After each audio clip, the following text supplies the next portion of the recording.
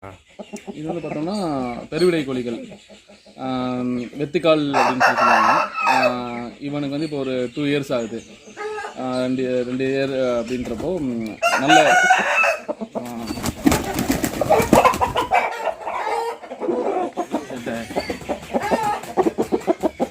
சரி சரி நல்லா ஃபுல் க்ரோத்து எல்லாமே விங்ஸ் எல்லாமே நல்லா இருக்கும்.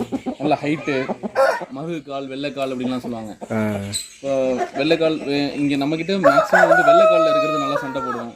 இந்த முள்ளுலேயும் சண்டை இருக்குது. இப்போ முள் வந்து கருப்பாக இருக்கிறது கொஞ்சம் நல்லா சூப்பராக சண்டை போடுவோம். அந்த மாதிரிலாம் இருக்குது. கொண்டை வந்து எப்படின்னா இப்போ மத்து கொண்டை, இது ஒரு மத்து பூ சொல்லுவாங்க. மத்து கொண்டைன்னு இருக்கும்.